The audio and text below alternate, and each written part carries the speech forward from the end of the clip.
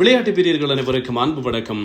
IPL போட்டிகளை பொறுத்தவரையில் ஐபிஎல்லில் இப்போது விறுவிறுப்பான ஒரு பகுதியை நாங்கள் அவதானித்துக் கொண்டிருக்கிறோம், பார்த்து கொண்டிருக்கிறோம். ஏனென்றால் முதல் பாதி ஆட்டம் என்பது மிக விறுவிறுப்பாக எல்லா அணிகளும் அதிரடியாக மிக சிறப்பாக விளையாடின. ஆனால் இந்த இரண்டாம் பாதியினுடைய பிற்பகுதி பிளே ஆஃப் நெருங்க வேறு விதமான ஒரு செட்டப்பிலே இந்த ஐபிஎல் சென்று கொண்டிருக்கிறதா என்கின்ற கேள்விகளை ரசிகர்களுக்கு ஏற்படுத்தி இருக்கிறது என்பதும் குறிப்பிடத்தக்கது. இந்த போட்டிகளை பொறுத்தவரையில் இப்போது பிளே ஆஃபுக்கான போட்டியிலே இருக்கின்ற முன்னணியில் இருக்கின்ற அணிகள் தோல்விகளை தழுவி வருகின்ற வரலாறுகளை நாங்கள் பார்க்கின்றோம்.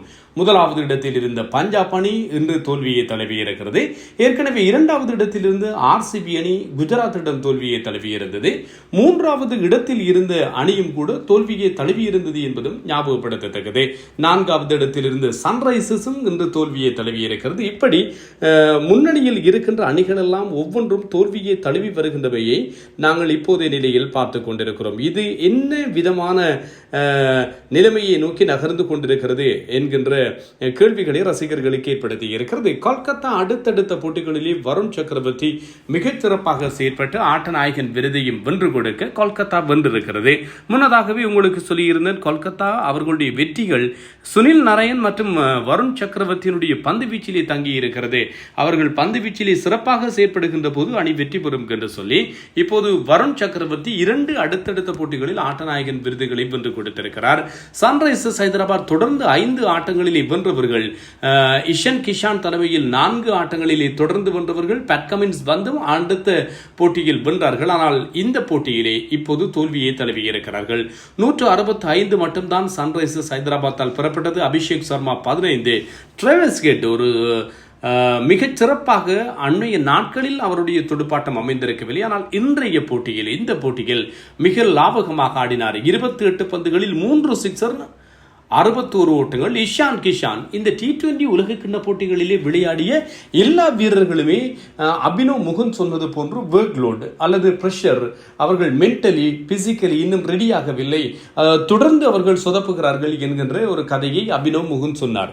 அதிலே அவர் குறிப்பிடுகின்ற வீரர்கள் ஜஸ்பிரீத் பும்ரா, அதே போன்று திலக் வர்மா, சிவம் துபே, சென்னைக்காக விளையாடுகின்ற சிவம் துபே, சூரியகுமார் யாதவ், ஹார்திக் பாண்டியா என்று சொல்லி டெல்லி கேபிட்டல்ஸ் அணியினுடைய தலைவர் அக்சார் பட்டேல், இவர்களெல்லாம் இருந்த அணிதான் இந்தியா 2020 உலக கிண்ணத்தை வெற்றி கொண்டது. ஆனால் இவர்கள் எல்லோரும் இண்டிவிஜுவலாக தனிப்பட்ட ரீதியிலே அவுட் ஆஃப் ஃபார்மிலே தடுமாறுகிறார்களே என்கின்ற கேள்விக்கு அபினவ் முகுந்த் அப்படி சொல்லி எழுதார். ஆனால் உலக கிண்ணத்திலும் கலக்கி இந்த தனிப்பட்ட ரீதியிலும் கலக்கி கொண்டிருக்கின்ற ஒருவர் இஷான் கிஷான். இரண்டாவது வீரர் சஞ்சு சாம்சன் என்று சொல்லலாம். இஷான் கிஷான் 29 பந்துகளில் 2 சிக்ஸர்களோடு 42 ஓட்டங்கள். ஹென்ரிச் கிளாசன் இன்றுதான் அவர் குறைவான ஓட்டு எண்ணிக்கையில் ஆட்டமிழந்தார். 11. ரவிச்சந்திரன் ஸ்மரன் 4 ஓட்டங்கள். உள்ளூர் கிரிக்கெட்டிலே அதிகம் அடிபட்ட ஒரு பெயர் இந்த ஸ்மரன் என்பதும் கவனிக்கத்தக்கது.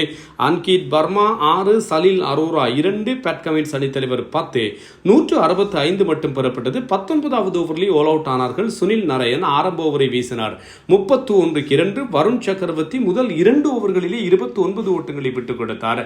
அதன் பின்னர் மீதமான ஓவர்களிலே சிறப்பாக வீசினார். 36 ஓட்டங்களுக்கு மொத்தமாக வருண் சக்கரவர்த்தி 4 ஓவர்களில் 3 விக்கெட்டுகளை கைப்பற்றினார். அனுகுல் ரோய் இன்னும் ஒரு சுழற்பந்து வீச்சாளர் 1 விக்கெட். கேமரூன் கிரீனுக்கு இன்று 1 கிடைத்தது. இவருக்கு 26 கோடி கொடுத்ததுக்கு ஓரளவிற்கு கொஞ்சமாவது தன்னுடைய பங்களிப்பை கொடுக்கிறார். கார்த்திக் தியாகி 30 ஓட்டங்களுக்கு 2. பதிலளித்த கொல்கத்தா நைட் ரைடர்ஸுக்கு ரஹானே, இவர் மீது விமர்சனங்கள் இருக்கின்றன. கேப்டன் கோட்டாவிலே நகர்ந்து கொண்டிருக்கிறார்கள் என்று சொல்லி 36 பந்துகளில் 43 ஓட்டங்கள். ஃபின் அலன் ஆர்சிபி தவறவிட்டு ஒரு அதிரடி ஆட்டக்காரர். 13 பந்துகளில் 2 சிக்ஸர்களோடு 29.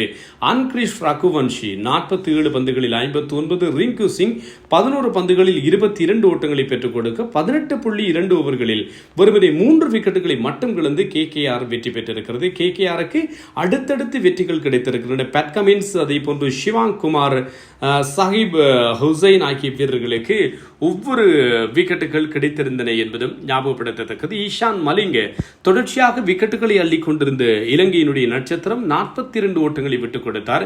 விக்கெட்டுகள் கிடைக்கவில்லை. இப்போது புள்ளி பட்டியலிலே கொல்கத்தா கொஞ்சம் முன்னேறி வந்திருக்கிறது. இறுதியிடம் கொல்கத்தாவிற்கு தான் இருக்கும் என்று சொல்லி எல்லோரும் ஏளனம் செய்து கொண்டிருக்கு. அப்படியே ஒவ்வொரு போட்டியாக வென்று வென்று கொல்கத்தா முன்னேறி கொண்டு வருகிறது என்பதுதான் இங்கே கொல்கத்தா ரசிகர்கள் பெருமைப்படக்கூடிய ஒரு விஷயம். கொல்கத்தாவை பொறுத்தவரையில் இப்போது 8வது இடத்துக்கு வந்திருக்கிறார்கள்.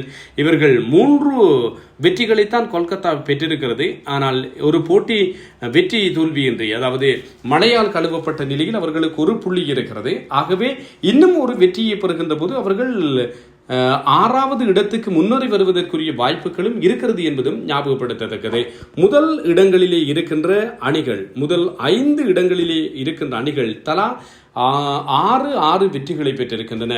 பஞ்சாப், RCB, சன்ரைசர்ஸ், ராஜஸ்தான், குஜராத் என்று சொல்லி இந்த முதல் 5 இடங்களிலே இருக்கின்ற அணிகள் தலா 6 வெற்றிகளை பெற்றிருக்கின்றன. சென்னை மற்றும் டெல்லி கேபிட்டல்ஸ் ஆகிய அணிகள் 4 வெற்றிகளை பெற்றிருக்கின்ற போது கொல்கத்தா இன்னும் ஒரு போட்டியில் வெல்கின்ற போது கூட புள்ளிப்பட்டியலில் இவர்கள் முன்னேறி வருவதற்குரிய வாய்ப்பு இருக்கிறது. கொல்கத்தாவிற்கு இன்னும் 5 ஆட்டங்கள் இருக்கின்றன. ஆகவே மாற்றங்கள் நிகழ்ந்தாலும் ஆச்சரியப்படுவதற்கில்லை. இதே போன்று இன்னும் ஒரு போட்டி நிறைவுக்கு வந்தது. இந்த ஆட்டத்தை பொறுத்தவரையில் இந்த ஆட்டத்திலே குஜராத் வெற்றி பெற்றிருக்கிறது என்பதும் சுட்டிக்காட்டத்தக்கது. குஜராத் அடுத்தடுத்த போட்டிகளிலே RCB புள்ளிப்பட்டியலில் 2வது இடத்தில் இருக்கின்ற RCBயையும் தோற்கடித்து புள்ளிப்பட்டியலில் முதலிடத்தில் இருக்கின்ற பஞ்சாப் அணியையும் தோற்கடித்திருக்கிறது. குஜராத்தும் இப்போது பிளே ஆஃப் ரேஸுகளிலே மிக பெரிய அளவில் இருக்கிறது. ஒரு சொதப்பலான ஒரு மிடில் ஆர்டரை வைத்துக் கொண்டு எப்படி இந்த குஜராத் முன்னேறி வருகிறது என்பதுதான் ஆச்சரியம். 163 ஓட்டங்கள் பஞ்சாப் அணி 50 ஓட்டங்கள் பெறுவதற்கிடையிலே இன்று 5 விக்கெட்டுகளை இழந்திருந்தது என்பதும் ஞாபகப்படுத்தத்தக்கது. பஞ்சாபினுடைய துடுப்பாட்டத்திலே பிரப்சிம்ரன் சிங் 15 ஓட்டங்கள், பிரியான்ஷ் ஆர்யா 2, கூப்ப கொனலி, கோல்டன் டக், ஸ்ரேயாஸ் ஐயர் அணித்தலைவர் 19, நேஹால் வதேரா 0 என்று சொல்லி எல்லோரும் டாப் ஆர்டரில் வந்து அனைவருமே சொதப்பினார்கள். 47 ஓட்டங்களுக்கு 5 விக்கெட்டுகள்.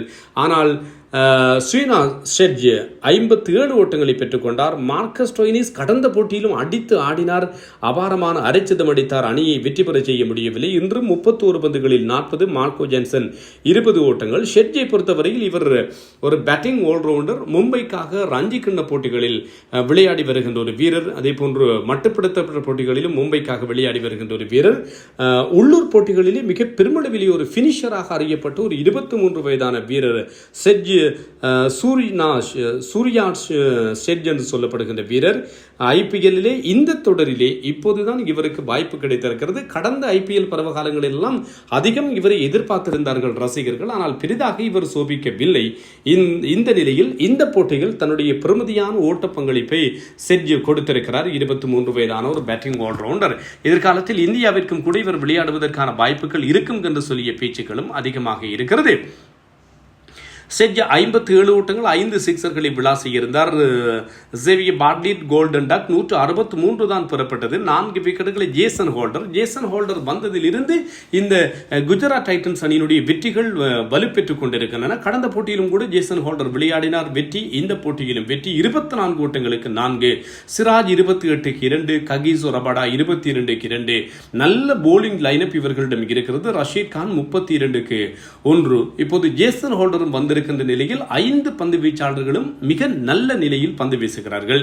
குஜராத்துக்கு சாய் சுதர்சன் 41 பந்துகளில் 57. அணித்தலைவர் கில் 5 ஓட்டங்கள். பட்லர் 26. நிஷாந்த் சிந்து இந்தியாவுடைய அண்டர் 19 கிரிக்கெட் ஆடிய ஒரு வீரர் 15 ஓட்டங்களை பெற்றுக்கொண்டார். வாஷிங்டன் சுந்தரை இவர்கள் நம்பர் 4 ஒரு பியூர் பேட்டராக பயன்படுத்துகிறார்கள். வாஷிங்டன் சுந்தருக்கு இந்த IPL 1-2 ஓவர்களை தவிர ஓவர்களே கொடுக்கிறார்கள் இல்லை. இன்று 5ஆம் இலக்கத்தில் வந்து 40 ஓட்டங்களை பெற்றுக் கொடுத்திருந்தார். ஷாருக் கான் இதற்காக அணியிலே இருக்கிறார் என்று சொல்லிய கேள்விகள் வர இன்று ஷாருக் கான் அணியிலே இடம்பெற்றிருக்கவில்லை. இறுதி ஓவரிலே 11 ஓட்டங்கள் தேவை என்கின்ற நிலை இருந்தபோது வாஷிங்டன் சுந்தர் சிக்ஸர் அடித்து போட்டியை முடித்துக் கொடுத்திருந்தார் என்பதும் ஞாபகப்படுத்தத்தக்கது. 23 பந்துகளில் 40 ஓட்டங்கள். சுந்தரனுடைய துடுப்பாட்டம் தான் இன்று அணியை காப்பாற்றியது. ஹர்ஷ்தீப் சிங் 24 ஓட்டங்களுக்கு 2. விஜயகுமார் வைஷாக் 31க்கு 2. ஜான்சனுக்கு 1. மார்க்கஸ் ஸ்டாய்னிஸுக்கு 1 கிடைத்தது. பஞ்சாப் தோல்வியை தழுவி இருக்கிறது. அடுத்தடுத்த ஆட்டங்களிலே பஞ்சாபுக்கு மோசமான தோல்விகளாகத்தான் இந்த தோல்விகள் அமைந்திருக்கின்றன. இப்போதைய நிலையில் இந்த முன்னணியில் இருக்கின்ற அணிகள் அடுத்தடுத்து தோல்விகளை தழுவி கொண்டிருக்கின்றவை சுவாரஸ்யத்துக்குரிய ஒரு விடயமாக இருக்கிறது. இன்று இடம்பெற்றிருக்கின்ற இந்த போட்டியை பொறுத்தவரையில் IPL 46வது போட்டியாக இந்த ஆட்டம் நிறைவுக்கு வந்திருக்கிறது. நான் தில்லையம்பலம் தரணிதரன். இன்னும் ஒரு காணொளியில்